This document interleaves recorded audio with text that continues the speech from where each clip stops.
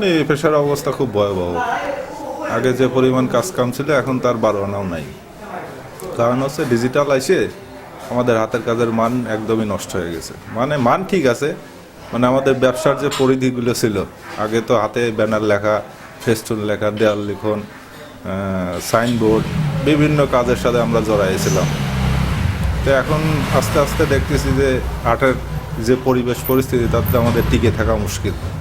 আসলে আমাদের এই ব্যবসার সাথে যদি সাইডে অন্য কোনো ব্যবসার মানে করার ইচ্ছা আছে, কিন্তু আমাদের আসলে সেই অ্যাবিলিটি নেই। যদি সেই অ্যাবিলিটি সরকারের পক্ষ থেকে দেয়, তাহলে অবশ্যই আমরা চেষ্টা করব অন্য কিছু করার এর পাশাপাশি।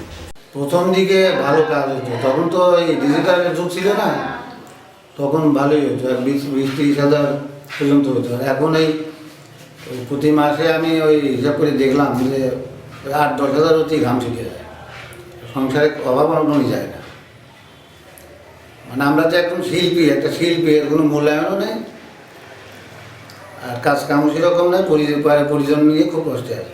সরকারের কাছে একটাই আবেদন যে কিছু আর্থিক সহযোগিতা করলে পরে আমরা হয়তো সেটা নিয়ে করে হয়তো চলতে পারবো।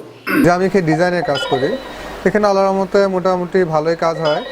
দিবসগুলোতে সারাদিনই কাজ থাকে, এমনি দিনও কাজ থাকে, কিন্তু বিশেষ কোনো দিবসে এগুলোতে ভালো কাজ থাকে। আমরা অনেক সময় কাজ করতে হয়, প্রচুর কাজ করে থাকে। এই কাজ করে ভালোভাবে সংসার চলতেছে আলহামদুলিল্লাহ, ভালো একটা রেসপন্সিবল আছে এই কাজে। আমি মূলত এখানে আসছি ডিজিটাল ব্যানার তৈরি করার জন্য। আগে আমরা আনডিজিটাল ব্যানার হতো, সেটা আমাদের 1 সপ্তাহ 10 দিন আগে আমাদের অর্ডার দেওয়া লাগতো, সেখানে একটু সময় সাপেক্ষের ব্যাপার ছিল। আর এখন আমরা ডিজিটাল ব্যানার তৈরি করতে পারি, 10-15 মিনিটে বসলে পরে আমাদের ডিজিটাল ব্যানার তৈরি হয়। আমাদের সময় এবং টাকা দুটো আমাদের বেঁচে যায়। এখানে আমি প্রিন্টিংয়ের কাজ করি, ভালোই আয় উপার্জন হয় এই প্রিন্টিংয়ের কাজ করে। এখানে শহরে অনেক লোকজন এসে প্রিন্টের কাজ করায়, এখানে কাজ করে সংসার ভালোভাবে চলতেছে, পরিবার প্রয়োজন নিয়ে সবাই সুখেই আছে।